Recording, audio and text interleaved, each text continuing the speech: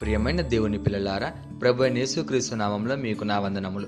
ఈరోజు దేవుని వాగ్దానంలో నుండి మనం ఒక గొప్ప సత్యాన్ని నేర్చుకోబోతున్నాం. మన జీవితం దేవుని ఆజ్ఞలకు లోబడినప్పుడు మాత్రమే నిజమైన శాంతి మనకు అందుతుంది. దేవుని మార్గంలో నడిచిన వారికి కష్టాలు వచ్చినా చివరికి వారు క్షేమంగా ఆనందంగా జీవిస్తారు. ఈరోజు దేవుని వాగ్దానము ఇర్మియా గ్రంథము 7వ అధ్యాయం 23వ వచనము. ఇర్మియా గ్రంథము 7వ అధ్యాయం 23వ వచనం వాక్యం ఇలా ఉంది: మీకు క్షేమము కలుగునట్లు నేను మీకు ఆజ్ఞాపించుచున్న మార్గం అంతటి యందు మీరు నడుచుకొనడి అని. ఈ వాక్యంలో దేవుడు చెప్పింది చాలా స్పష్టంగా ఉంది. అదేంటంటే ఆయన చూపించిన మార్గంలో నడవాలి అని, ఆయన ఆజ్ఞలకు లోబడాలి అని. ఆయన మనకిచ్చే ఆజ్ఞలు మనల్ని బంధించడానికో లేదా బాధ పెట్టడానికో కావు, మన క్షేమం కోసం. మన బుద్ధిపై ఆధారపడి నడిస్తే తప్పుద్రోవలో పడిపోతాం. దానికి ఫలితం నిత్యం మండే అగ్నిగుండం. కానీ దేవుని ఆజ్ఞలను అనుసరించి నడిస్తే ఆయన ఆశీర్వాదాలు మన వెనుకే వస్తాయి. యుగ యుగాలు దేవునితో కలిసి పరలోకంలో నిత్యం సంతోషంలో ఉండొచ్చు. కాబట్టి ఆజ్ఞలకు లోబడుట అనేది కేవలం విధి కాదు, మన రక్షణకు మరియు క్షేమానికి మూలం. దీనికి ఒక గొప్ప ఉదాహరణ జక్కయ్య ఒక పన్ను వసూలుదారుడు, అన్యాయంగా సంపాదించినవాడు, సమాజంలో ద్వేషించబడేవాడు. అతనికి పాపి అని ముద్ర వేశారు. ఒకరోజు యేసయ్య ఆ ప్రాంతానికి వస్తున్నాడు అని జక్కయ్యకు తెలిసింది. అయితే అతనికి యేసయ్యను చూడాలని తీవ్రమైన కోరిక కలిగింది.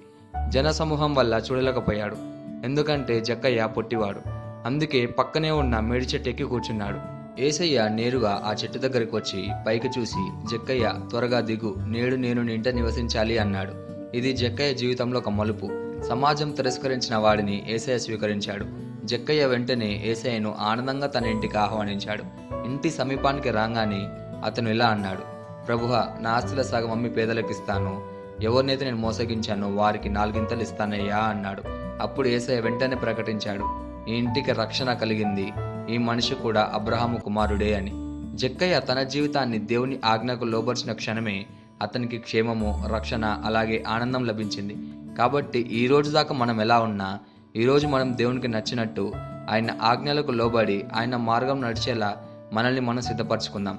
అప్పుడు మనకి కూడా జక్కయ్యకు లభించినట్లు రక్షణ, ఆనందం, అలాగే క్షేమము లభిస్తాయి. ఈ వాగ్దానాన్ని మన జీవితానికి ఎలా తీసుకోవాలంటే, మొదటిగా దేవుని ఆజ్ఞలలో నడవాలి. మన సొంత బుద్ధిని కాకుండా దేవుని వాక్యంలో నడవాలి.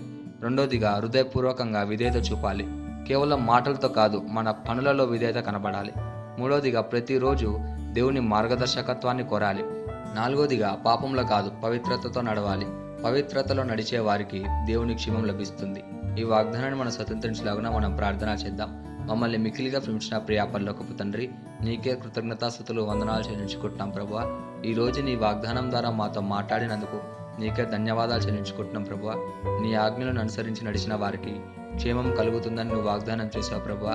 మా బుద్ధిపై కాకుండా నీ వాక్యంపై ఆధారపడేలా మమ్మల్ని చేయము.